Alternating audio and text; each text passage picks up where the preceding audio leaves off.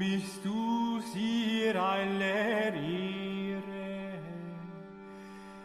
Was ist Wundes hier geschehen? Dass ein Magd ein Kind gebar, ihre über aller Engel Schar. Was das nicht ein Wunder gab.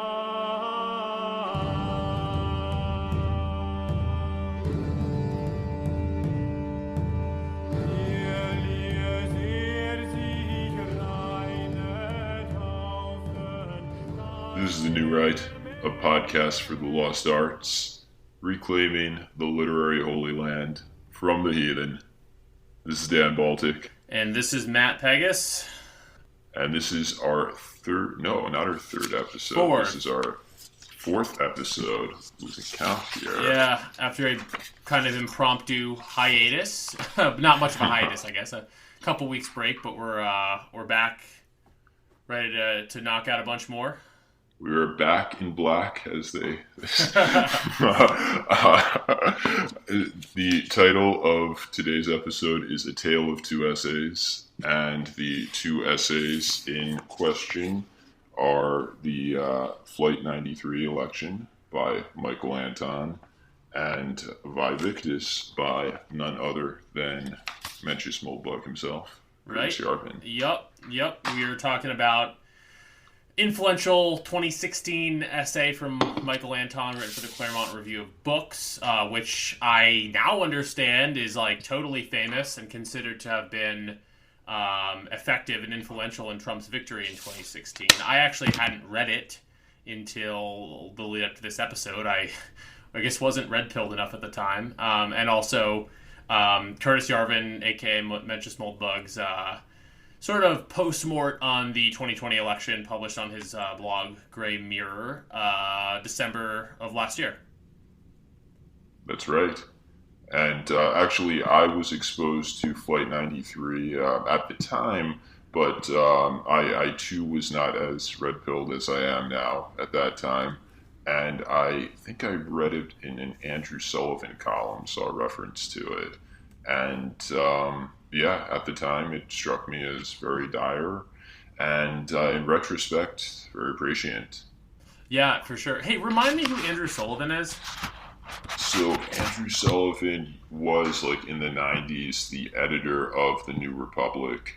Gotcha. Got into a big scandal because he did a fair-minded profile of Charles Murray.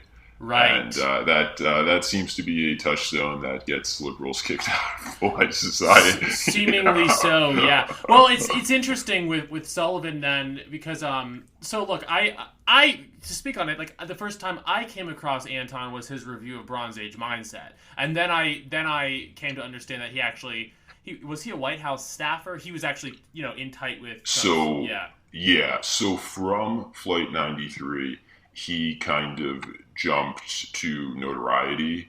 And it's an example of an anonymous essay. He's writing as an anon, and it was so widely read, and he gained notoriety from it, and he became a staffer on the National Security Council, and was a breath away from the White House. Exactly. In the White House. In the White House, breath away from the president. Right. I think we talked about calling this episode possibly from anonymity to the Oval Office or something. The Tale of Two Essays is a good title too. But yeah, but Anton is. I say this because Anton is interesting because he does exemplify that perhaps better than anyone. Obviously, Moldbug has his connections. Michael Anton being one of Moldbug's connections, but the degree to which Anton is, talks about the frogs, so to speak, and talks about Bronze Age mindset, but is also, was a White House staffer, and the degree to which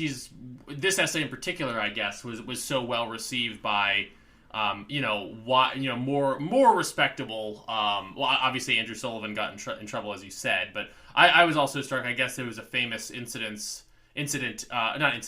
But a famous case where, part of the reception of the Flight 93 election essay was that Rush Limbaugh dedicated part of his show to reading it off, which means it reached a massive normie/normie audience, and as we said, Definitely. probably really did influence a lot of and enthuse a lot of voters, which remains fascinating. Remains kind of singular. I don't know if there's how many other cases there are of someone like Anton with the proximity that he does have to some really interesting thinkers, but also crossing over to that really widespread normie con, so to speak, audience. And it's something I'd like to see more of.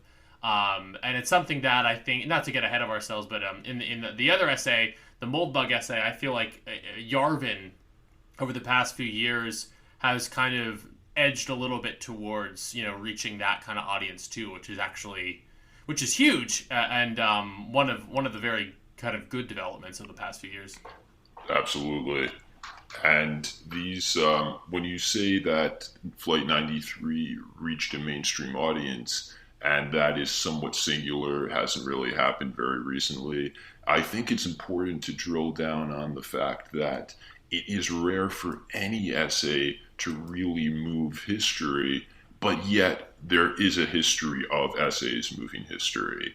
And so this does follow in a tradition of just, I'm sure Anton will appreciate these comparisons as well as Yarvin, but Common Sense, Thomas Paine, the Federalist Papers, Martin Luther's Theses, the letter from a Birmingham jail by MLK, even Mein Kampf. Yes. Well, realistically, it certainly had an impact. No, it's obviously we are here partially to talk about literature, and I think part of our idea for this episode was to talk about the essay and the political essay as a literary form. And I think that Flight 93 election is just such a good example of something that's both, a pleasure to read and really had that sort of illocutionary effect. Exactly. Of getting people to the polls in 2016, and I think it is in line with some of these essays you describe. I think, when we look back on it, already the Flight 93 election is in the lexicon, and we're 5 years away, and that is, I don't think it's going away, and that's something that he saw a situation.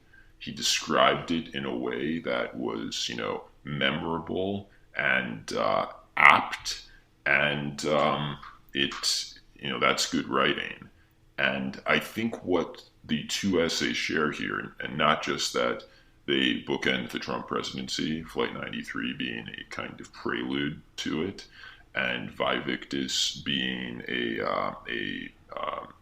not even a denouement, an epilogue. Postmortem, Yes, a postmortem, where I think we already mentioned that Yarvin described the various shenanigans that did or did not go on in the 2020 election, right, and how we'll get into it, but his ultimate takeaway is that power is what elections are about, and to the extent that we do not understand that, that's a fault of ours, not really a fault of the systems, because the system is not really a democracy, or a democracy is not actually a democracy. Right. Well, that's whole point there. Yeah, that's in true sort of NRX form, but also put compellingly, not simply ideologically. Yarvin describes the degree to which there's always, we'll get into this later, but that there's always, his basic thesis is there's always election shenanigans. Whether or not they're what ultimately moves the needle is perhaps besides the point, and that there's no real proof that in 2020 that they were what moved the needle. But nevertheless, his point is that they are part of the game, and whoever can more effectively come out on top, well, that's just part of justifying power in the West, in the United States, etc. But I think the main point we're trying to make right now is that these two essays, the Flight 93 election from 2016 and Vivictus from 2020, really provide these bookends for this influential have period. clear literary merit. Right. And yeah, They echo back and- to each other in interesting ways as well. definitely. And one thing that we were talking about that I think is speaks very well for their writerly skills is that these essays, though they deal with kind of complicated politics and complicated ideas, are written in a very colloquial manner Right. and very readable, very you do not need a degree from anywhere to read this. In fact, maybe it would even help if you didn't. And in order to, and this is just something that I took away from it, because I at a certain point, like many, nerds, I just tried to write political essays because I'm like, oh, my ideas are, pretty spot on.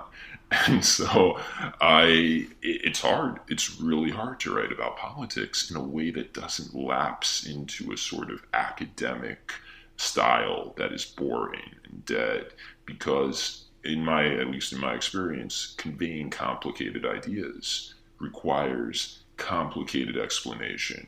And you're relying on the full arsenal of this is how I break down, difficult concepts. And this is how I, use, language to explain things that are sophisticated. And if you're able to do that without using very academic language, then you're a pretty good writer. Yeah. And what's more than being a pretty good writer, you know the material very well. Certainly. And that's something that Anton and Yarvin share. They clearly know this material, their sense of 20th century history, of modern history, and even ancient history, especially ancient history, and with regard to Yarvin at least, is spot on.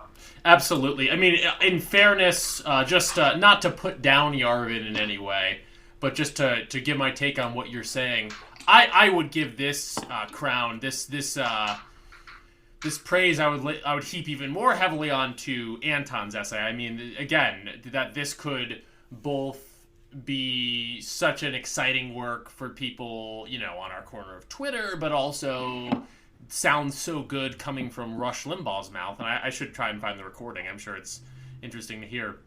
And for that audience, really shows that this was, in that Thomas Paine common sense vein, an essay for everyone in a way that's extremely effective. Yarvin, I do think, I don't even know why I need to qualify this, because I do think both essays are fantastic.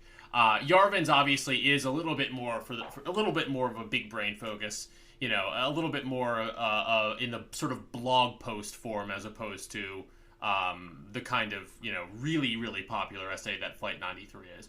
But nevertheless, I think that Yarvin, some people are iffy. Some people don't like Yarvin's writing as much, but I do, and I think that his ability to make entertaining sort of blog style writing has always been one of his strengths. So it's a slightly more refined, bigger brained audience that he's aiming at, but nevertheless, I do think both are written in a style. I agree with you there. Both are written in a style that has its appeal, and that is deceptively entertaining for the level of idea that it presents. Yeah. I think with regard to Yarvin, there's definitely a sense that he is writing to people who already understand him. Right, a little bit more so than Flight 93, but nevertheless, they are both rhetorically effective and entertaining pieces. Yeah, absolutely. And the reason why is because they use not only colloquial language, but excellent metaphors. Right, and both hinge on a kind of critical metaphor. Exactly. And so the Flight 93 election, quite obviously, hinges upon the metaphor of Flight 93. And Flight 93, it struck me as that is incredible, an incredibly apt and memorable way to characterize a moment in time, but an election. And what Anton did there was he reached back and he grabbed a moment of singular American valor, and he used that and infused it into the metaphor of this election. Because what in recent memory is a more valorous moment than the doomed passengers of Flight 93 charging the cockpit? And conspiracy theories be damned. Right. Whatever you happen to believe, like let's table that and say this. This is what happened. And I mean, like it's incredible. Yeah. No, it is incredible. No, it's worth clearing our throat on that about the conspiracy theory thing. Man, I feel like I haven't heard this is the Anton's essay is like the one example. Flight, not just 9/11, but Flight 93 in particular. Out of the last maybe 10 times it's come up in my conversations, in my reading online, this is maybe the one time when it was presented not in some kind of conspiratorial light. But nevertheless, yeah, again, to put it aside, as Anton does, it's not he obviously doesn't touch on that at all. It's a really effective image. It's something that even someone below the age of 30 can remember very, very well. And obviously an unparalleled, image of valor, as you said. And I think most critically, you mentioned that you had come across this in 2016, and it seemed to paint a very dire situation for the country that you didn't necessarily agree with at the time. I certainly didn't have this perspective in 2016, which we'll get into later. But again, so we weren't necessarily on board in that way. But the strength of the metaphor is that it really says, it just paints the situation as being so dire. The stakes inherent to that metaphor could not be more high. Obviously, it's life and death. In this case, the life and death of the country as we know it. And it's difficult to imagine a metaphor that better conveys that. And any lesser metaphor, any metaphor where the stakes were slightly, less. I'm trying to think of what such a metaphor could even be. But if it didn't really paint it as a airplane, hurtling towards a building, the essay would not have had the force that it had. So it was an aptly picked metaphor. And, that's a literary feat. Obviously, the essay is a political feat, and it makes a lot of good logical arguments, but that emotional literary metaphor is truly what gives the essay its strength. Absolutely. And one line I particularly liked was and this too is a metaphor, that voting for Trump was like playing Russian roulette. And, you got a 5 out of 6 chance that you'll be fine. 1 out of 6 that you blow your brains out. And voting for Hillary, in his estimation at the time, was like playing Russian roulette with a semi-auto. And obviously, I mean, like the hilarious part of that is you cannot play Russian roulette with a semi-auto. It just doesn't work that way. You can't, spin the barrel. You're just going to, obviously just going to blow your brains out. Yeah. And, but I mean, that's the humor of that was just as I was reading it, I'm just like, oh, that's really funny. And that stuck with me too. Yeah. No, absolutely. And I think we will get onto this later. I know we want to talk about the other metaphor, the Vae Victis metaphor, as well, maybe before getting into the more personal angle. But man, thinking about the stakes of that 2016 election and the way it was perceived at the time by people who, were red-pilled, so to speak, or were involved in these ideas, which we now, deal in on this podcast and on our, Twitter lives, etc.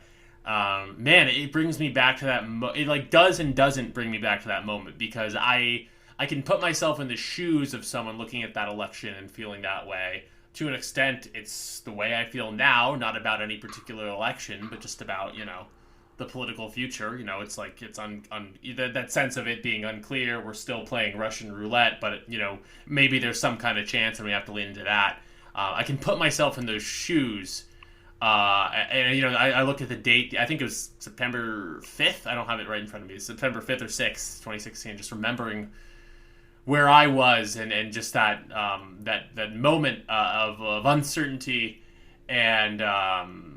Not a moment I was intimately familiar with at the time, but it clearly encapsulates a moment nonetheless and makes me nostalgic. The excitement, the possibility, the hope is palpable in the essay, which makes it maybe a pleasure, maybe a bit of a sadness, but maybe just a nostalgia to read, and Yeah. it is sad precisely in light of what is discussed in Moldbug's essay, Vivictus. Vivictus. So if you want to get into that metaphor before we get into that contents. Yeah, no, I do, but also I want to respond to your isolating it as a moment in time because I remember that too. And the pre 2016 election world, it was different. And what was different, I remember in that September, that October, and maybe this is just because I was, more blue pilled then but I think we all as a society were more blue pilled, and everyone thought that of course Trump isn't going to win, and this is a fucking crazy thing that's like happening, but like we all know how it's going to end, Right. and like but it was like there is this potential that the world is about to change in an insane manner, and like yes, at that time it felt insane. And that was that moment in time for me in September to November, and afterwards when the world seemingly got turned on its head. But Vivictus, providing the postmortem, shows us that the world was, in some respects, already on its head. Right. And in what some this just revealed it to us. This Right. just the world was already on its head, and also that specific moment, Trump's victory, November 2016, didn't necessarily change much. It was already on its head, but it's not like it became all that much more on its head during that presidency. It's like Mold and Vivictus. It starts with the premise that the world is on its head, but within that premise, there is this sense of there's very little, that we as voters can do to change. I don't remember. I don't think it's in Vivictus. I think actually Moldbug talked about it on his frankly very good interview with Tucker, where he describes, the political events in the United States in this era, especially with regard to elections. In this era with very limited powers to the executive branch, as being like a thunderstorm, hundreds of thousands of feet above sea level, and you're swimming around in your coral reef or what have you, and there's like a light sort of shaking in the water. That that's our perspective on these political rumblings that happen. But at the end of the day, we're deep within water in that David Foster Wallace sense of that's this is just our reality, and it actually isn't that affected by these ostensible rumblings. Would seem to be a big part of Moldbug's worldview in general, but also that things are kind of topsy-turvy and on their head in the first place. I mean, to back up a half step again, I mean, that summer of 2016, I too did not think Trump would win. I was not a Trump supporter then. Nor I. Right. Yeah. I've written about this. Maybe I'll link it in the description. It is sort of addendum to my novel, which was somewhat influenced by my experience of that period of time. I kind of wrote about, my experience of the 2016 election and not thinking Trump had a chance, and being a sort of blue-pilled, conservative sort of quasi-liberal. I mean, I write about that, but that moment, basically being a bit of a status quoist at the time, and not thinking Trump would win. But nevertheless, I definitely there was something in the air long before Trump won, and really culminating around that time that the Flight 93 election came out, that the country was changing inevitably, that all these chaotic forces were coming to light. I mean, that 2016, obviously not as hectic as 2020, but at the time it felt pretty hectic with some of the BLM stuff and the Dallas incident, and also abroad. I remember there being a lot of ISIS activity and terror stuff. Like, it would definitely, the world felt distinctly tumultuous, and there was great forces were on the move, so to speak, and I remember that feeling. But to finish the thought, I don't even know where I'm necessarily going with this, but just reflecting I'm with you. on my own experience and reflecting on this essay. It is unbelievable to me how and maybe this is just getting older or something, but how almost, I hesitate to use this word, but almost innocent 2016 felt like compared to now. Oh yeah, Because at no. least, and it comes across in the Flight 93 election, there is an innocence to that essay. That essay is definitely about, us being in a dire situation. And as I said, it was evident from, to everyone from fringe political people to normies like I was at the time that, again, great and powerful forces were on the move. All of that was evident, but there was still this innocence to the sense that, maybe something could happen. Maybe there could be a Trump in the case of the hope inherent in Anton's essay. That wasn't my hope at the time, but I still had a certain degree of hope. Like, this is chaotic, but things are going to come back to some kind of norm, or something's going to happen, something's going to change. Yeah. 2020 plus, pandemic era plus, right up to the moment now, I not to be a black pillar, I'm not to be even particularly pessimistic. It just feels like there's so much muck, and as Yarvin describes in the essay, and maybe there was in 2016 too, but it's not how I was feeling. So much going on below the surface in the 2020 election, as Yarvin describes, but now even post 2020 election, I no longer have that sense that I'm living in a straightforward reality like that. It just I kind of take for granted, the type of view that Moldbug presents in Vivictus, that politics is largely ineffective and there's not a lot we can do. And there's a lack of, I don't fully take, the political scenario, the political situation seriously. There's a non-seriousness to it. And I can't imagine either a Trump or an Obama arising out of it. Is kind of that's like my loss of innocence from 2016 to 2020. That's maybe charted in the essays. I think a part of that is explained in Vivictus with the metaphor that Yarvin uses of the gigaphone.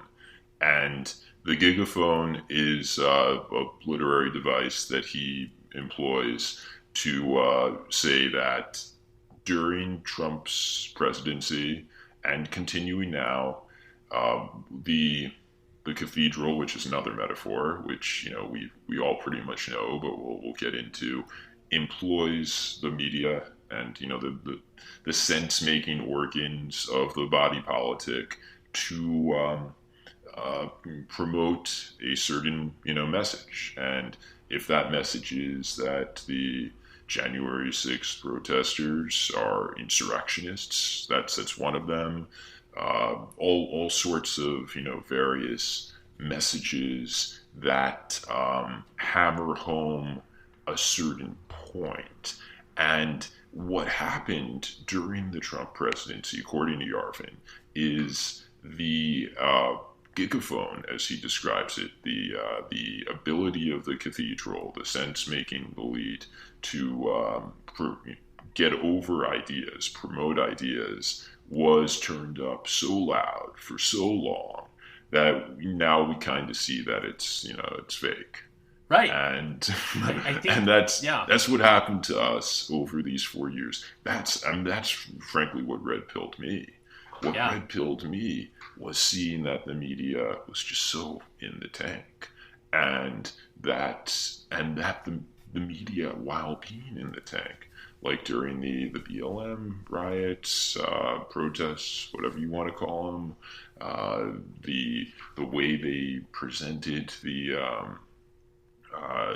medical establishment, saying that you don't have to worry about COVID if you're going to a protest, which was it was just insane the way, and the coverage was such and is so and continues to be so one-sided and unfair that it became blatantly obvious. I think so, yeah. And it broke it didn't break people, it set them free. It broke their chains. Right. And they realized, oh, wait a minute. And so for me, what it did for me, this metaphor of the gigaphone was turned up so loud that it woke me up. And I'm like, for many people, what it did is it's like, oh shit, if I say that, that it's, disingenuous or, hypocritical to protest and forget about COVID, but otherwise COVID's a really big deal. If I say that, I'm a bad person. I'm going to lose my job. I'm going to this. Many people got that, and they don't think further. They're just like, well, I'm, I, and it's a reasonable way to be. You want to preserve your money. Exactly. You want to preserve your family. You want to, and so you don't want to look too deeply into things. You just want to do what people tell you to do so you can eat, so you can, Right. take care of your people. Which is perfectly And- reasonable. But you're saying a lot of people are now doing it, and this is I my mean, like, impression. Yeah. I wish I could be that way. But the problem is the gigaphone, like, it doesn't interact with everyone the same way. Some people see the hypocrisy and it bothers them. And it couldn't not bother me. Of course. And so, yeah, I think that's what happened to a lot of people during the Trump presidency. Yarvin's gigaphone was turned up too loud, and people noticed. And it hasn't And- gone down yet. You know what I mean? Like, even No. though we're about a year away from Trump's defeat in the election, we're still dealing with this kind of double think. I don't think either you or I, Dan, are like total COVID skeptics, but everyone notices the hypocrisy. And when it comes to the protests and the way those are treated, everyone notices the hypocrisy. And the gigaphone, maybe it's gone down a little bit, but it's not gone fully down. The media has shattered its credibility. The degree to which the media was part and parcel of the Democratic Party and part and parcel of what we'd call the derp state or deep state is totally evident. And I think it's evident to a lot of people who didn't even vote for Trump. And I think that not even to like get into any specifics, but like a lot of people on the forum we met, like Justin Murphy's forum, the sort of Justin Murphy crowd a little bit, or people adjacent to that, like a lot of those people are probably Democrats, you know what I mean? But there's there was obviously a lot of red pill Republicans and nationalists and conservatives in 2016, but the thing I keep noticing, people I keep meeting, especially out here in California, is like people who are like, they maybe voted for Biden, they're not about to necessarily vote for Trump in 24, but they are very aware of this gigaphone thing, and the media has shattered its credibility. They know that what the status quo that we have now is somehow broken in terms of the way, in terms of media and news and information, that there's something broken in that, and something very broken just in society and the way that we're allowed or not allowed to explore ideas.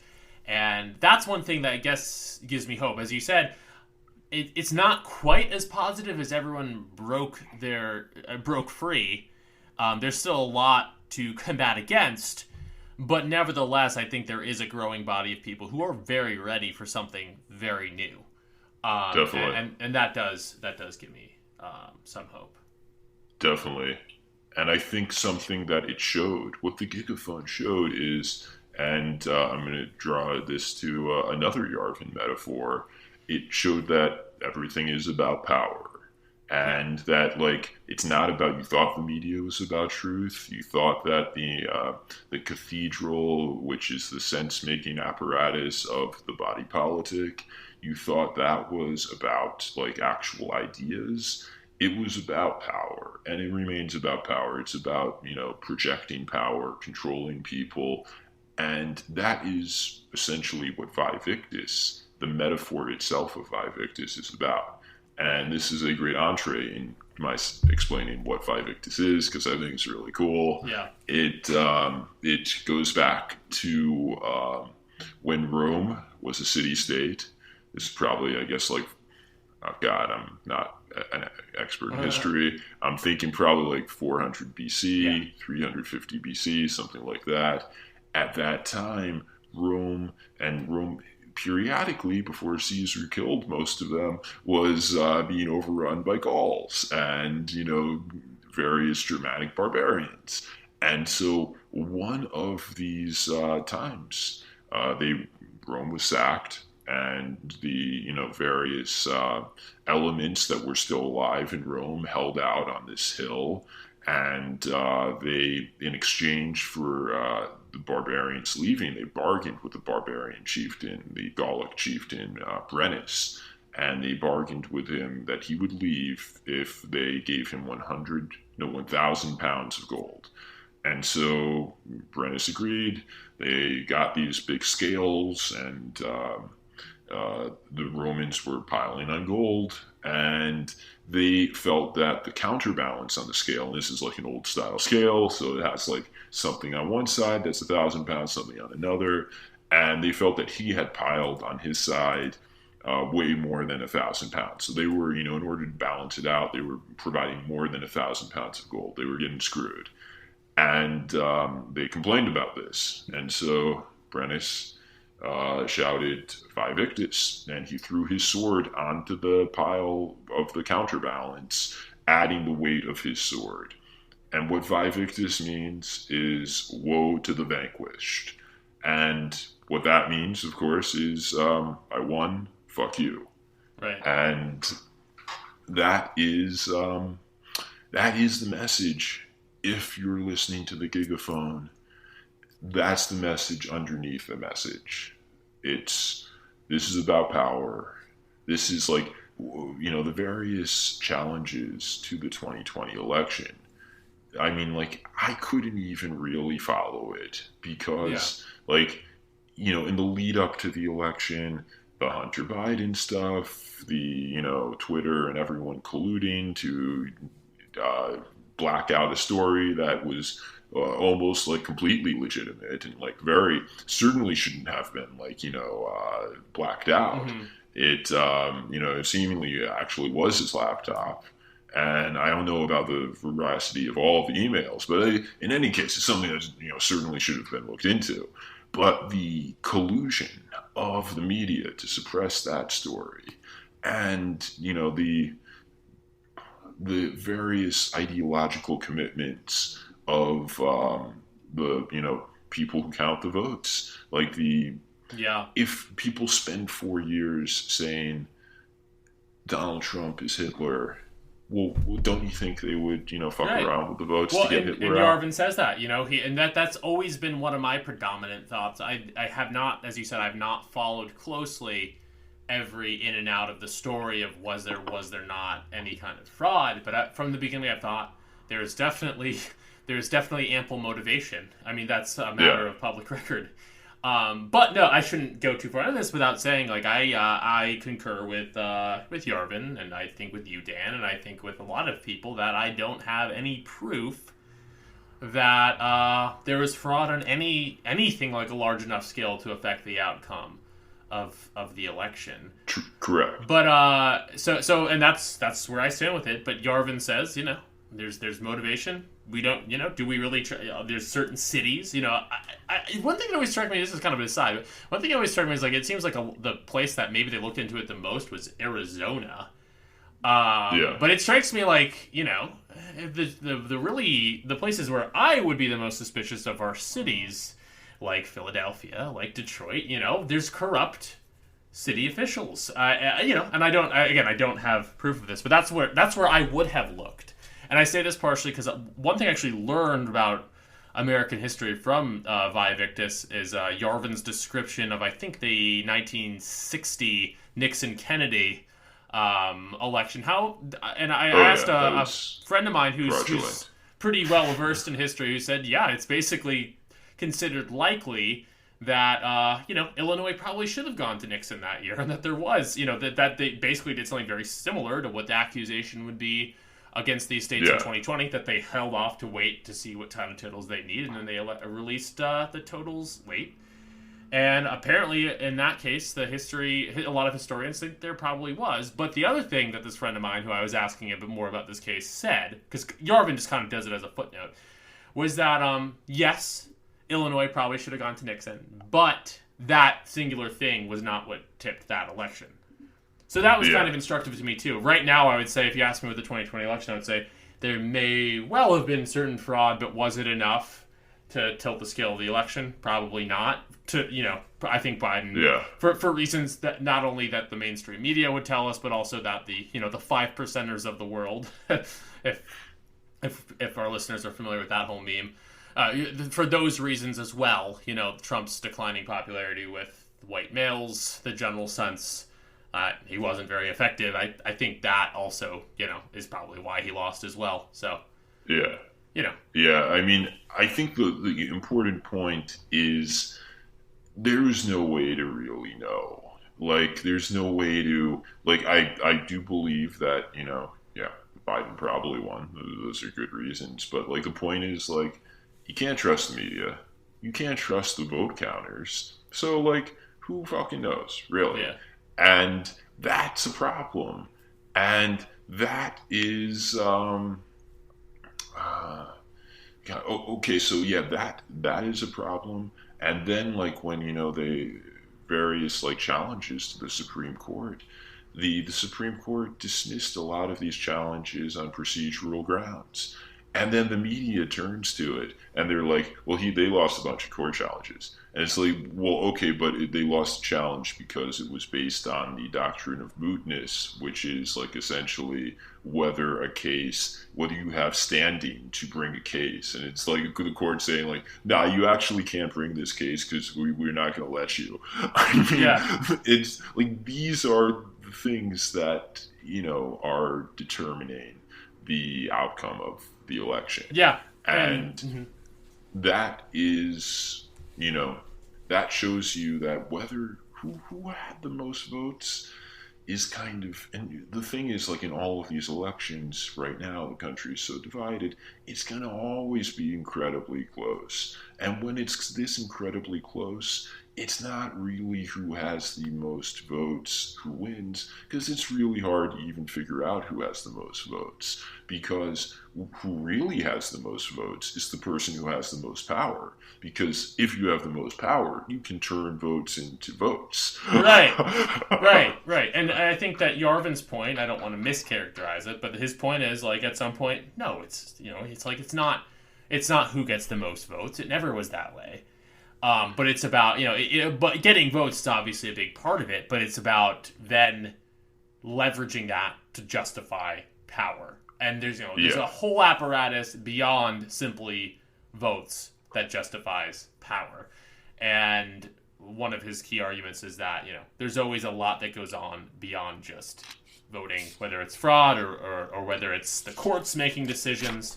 In 2000, I guess that technically went the Republicans' way. Not that most Republicans nowadays would be, remember Bush too fondly.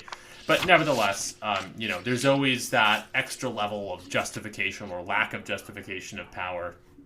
And Yarvin, being neither a Democrat in the sense of being a Democrat, part of the Democratic Party, but also just not pro-democracy, has no problem with that and thinks that's part and parcel of the whole deal, and encourages. I don't think he's encouraging Republicans to deal in fraud per se, but I do think he is encouraging us to, think harder about the way we kind of justify our own power, and what we do with that power, which is another key. Another key thesis of Vievictus is his critique of Trump for his failure, to use what power he did have to affect the kind of change that Moldbug would have liked to see. So I think that Yarvin, in describing Trump, he obviously was very hard on him. He didn't vote for him the second time around. Like myself, and but one thing, and I share this with Yarvin as well. What a good thing that came from the Trump presidency is the introduction of something that Yarvin refers to as dream politics, Right. which is, and this is something that we've talked about before in terms of the magic of the frog Twitter, of the manosphere, to manifest a game show host as president. Yeah. It's dream politic. It's like you can, and it's coming up against, it happened, and then the cathedral kicked into overdrive, turned up the gigaphone to 11 because they realized that, like, holy shit, the people can actually they're capable of uniting and, memeing things that we don't want to happen into existence. And so if Trump showed that, the meme of President Trump could travel through 4chan all the way to the White House. If it showed that, then it could show us other similar passages. Dream politic could,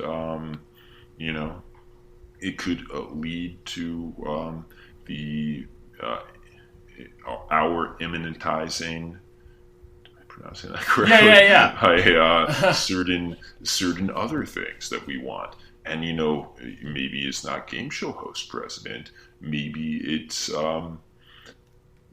Tucker maybe Carlson is president. I don't know. Tucker, No, not everyone says opposite about that. I was gonna do the Caesar pill, but Right. yeah, whatever.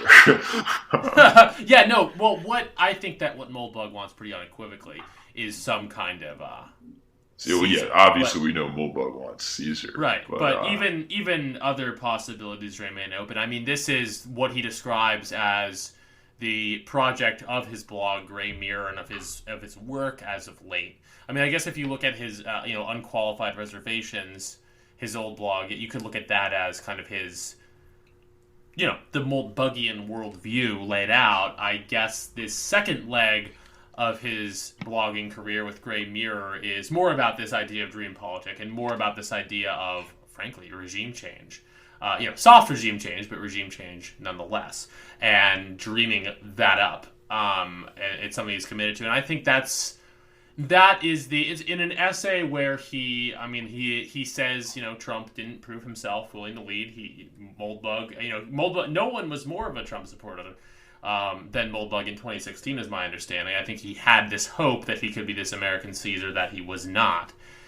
So he's quite harsh on Trump, as we've said in Valedictus, but will ultimately, the final sort of nod he does give to Trump is that he validated this idea of dream politic and helps, the creative few to potentially, imagine themselves, not necessarily as president, but it unlocked our imaginations for potential alternatives. I mean, I think even this is a ridiculous example, but I'll say it nonetheless. Even like the whole Kanye West of it all.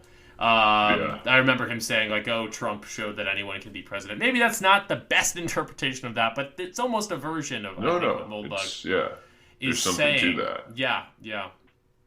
Moldbug in an interview, and we're gonna give a little shout out here to Good Old Boys. Mm-hmm. He was on Good Old Boys, a pod that we both like. Yes. And he said something to the effect of, riffing on this idea of dream politic, that the American public today, more so than 20 years ago, 30 years ago, is it's a postmodern audience, and they are looking for symbols and meaning. And the example that he gave is a movie like Inception from like 2010 would not work in the 80s. Right. People in the 80s would see it and they'd be like, what the fuck, I'm supposed to know this is a dream and this is a symbol for that, and this and that. And whereas, people in 2010, they're just like, oh yeah, of course, this is a symbol for that. And it's not like, these are scholars, these are just like teenagers or something. No, it's a really compelling example he gives there. And I don't want to be Mr. Actually here, but I actually think he said 80s, yes, I agree it wouldn't have made sense in the 80s, but I think it's even more effective to think like the 50s or the early 60s. Like in 80s, you might get some stragglers, but I'm trying to, for me, that metaphor is even more effective to imagine, highly educated people of the 50s, just like, I think it would have come across as gibberish. Yeah. But today, it's something that his point is that the American people are ready to make leaps of imagination. Yes. Leaps of intuitive leaps. And they don't need to be persuaded with a lot of messaging, a lot of, nudging in this and this direction. They are ready to turn on a dime when they get the right meme. When they get the meme that kind of like is just like, oh, this is that. And they see that, and then they just go for it.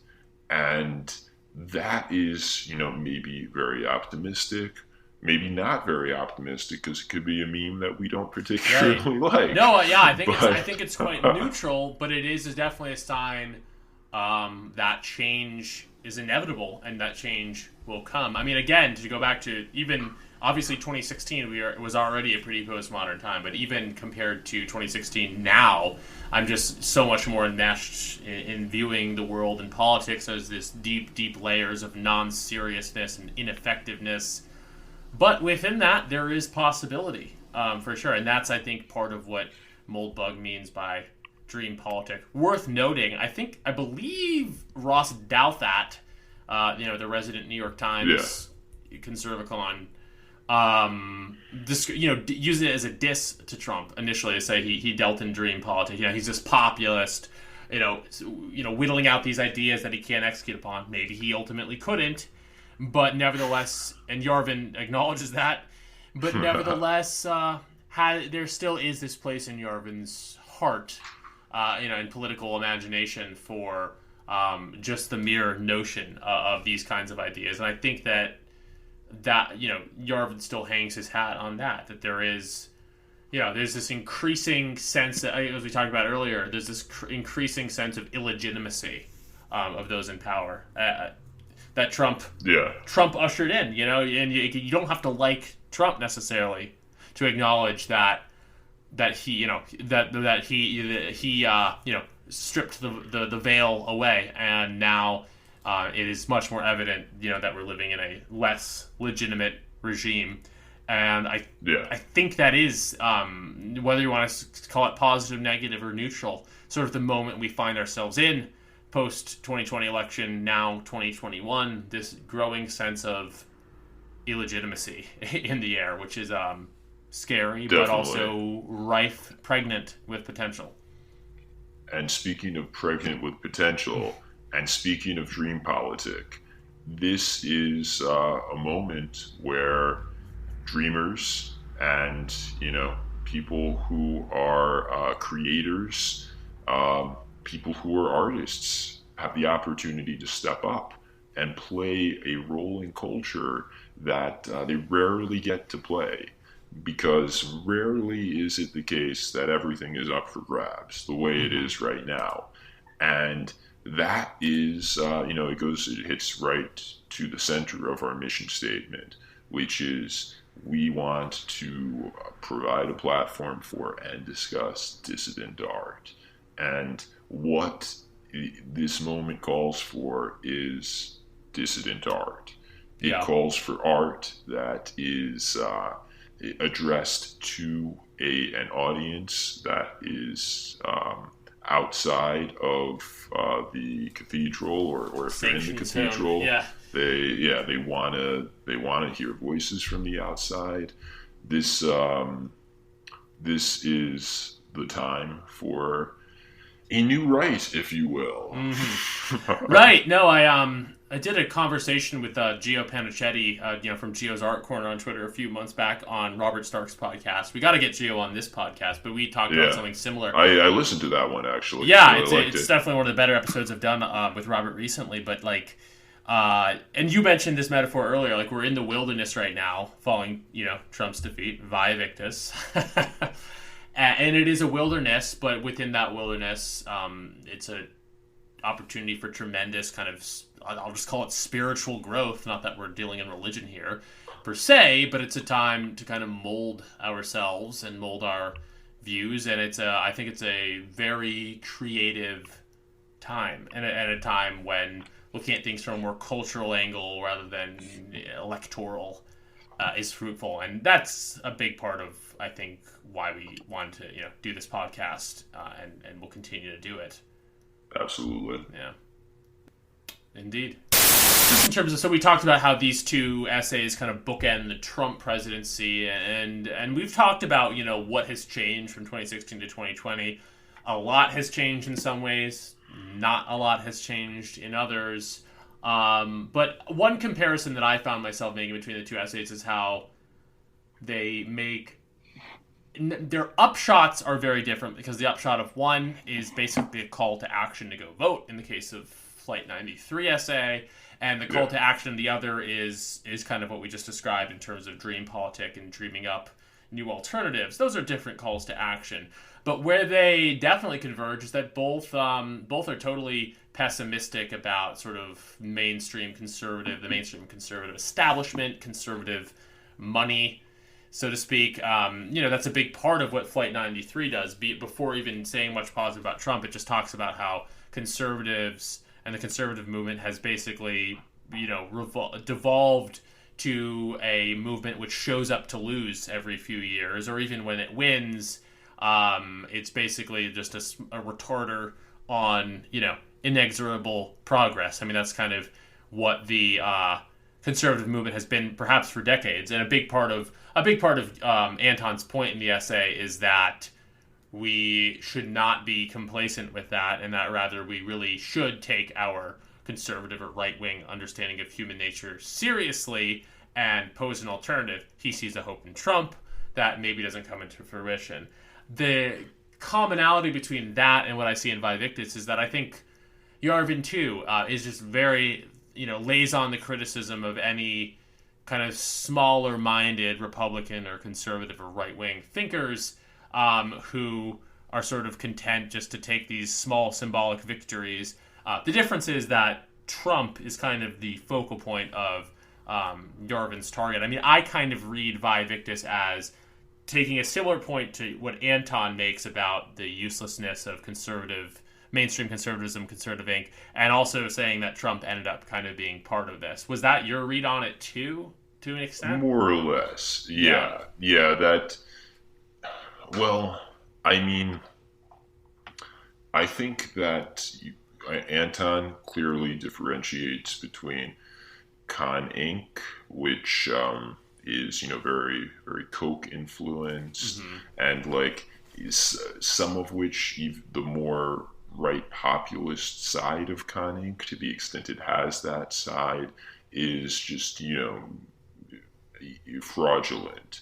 They just they mouth the words, but they cash the checks, and they're content to never get anything done. And indeed, they won't. They, even if they are red-pilled, they're never going to say it. And I think that Yarvin's take on that is, more or less the same, and that Trump, I think that Trump, in Yarvin's estimation, is, he's not, he's not like someone who's just cashing the check, because he's not even in on the game. He doesn't understand the game.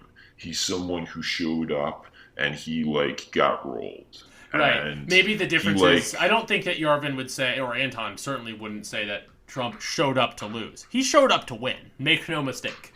And to his credit, he showed up to win, but he didn't win. So I guess that is the difference. Yeah. He's not. I think Trump is still an exceptional, and I don't mean exceptional as goodness, so I just mean he's an exception to the norm, for sure. But he nevertheless lost. And that's what's so dismaying, but again, woe to the vanquished. Well, yeah, woe to the vanquished. And I think that in the sense of, yes, tying it again to that dream politic, what Trump did was he busted the Overton window open. Right. And it almost, you needed a maniac to do that. For someone to say, Mexico is not sending its best people, there's a lot of truth to that. And, but in order to say that, you had to be the type of person who's willing to, set himself on fire. And, to say, various other things that Trump has said. You have to be the type of person who is either so brave as to be, retarded, basically. Yeah. And that's what Trump was. He was just he was a game show host as president. Right. Shock jock as president. But what he did was he got people thinking. Right. He expanded the Overton window. He made it possible that, in this world of dream politic, now, I don't know if it's Ron DeSantis, I don't know if it's Blake Masters, I don't know if it's someone who we haven't heard of, but someone is going to take these issues and have the same level of not the same level of bravery, because Trump did it. He did it first. So you don't have to be as brave to say something that someone already said that was very difficult to say. So he charged the Maxim guns, and he got shot to pieces. Right. And what this means is, but maybe he took out the nest. He took out the machine gun nest. Yeah. And this means that the next guy, he can really put some miles on the scoreboard or whatever. Exactly. He can run with it. Well, look, I don't want to force an optimistic ending to this, but look, Yarvin and Anton are they're indeed friends, and they agree on a lot. So it's not as if these two essays are coming from a completely different place. And I think that, in a way, Vae Victis, for as pessimistic as it is to any Republican reader, it validates an element, I would say, of the Flight 93 election. It's saying that, look, we took this shot, we rolled the barrel. I don't think we shot ourselves in the head. It didn't exactly go as we wanted to, but nevertheless, we did it, and how it ultimately shakes out is not clear, but nevertheless, it was good to at least try, and in trying, things have been irrevocably changed, and it's not even as corny or as simple as that there's still hope, but there's still a possibility. And I think that's what Anton and Yarvin both agree. Yeah, for sure.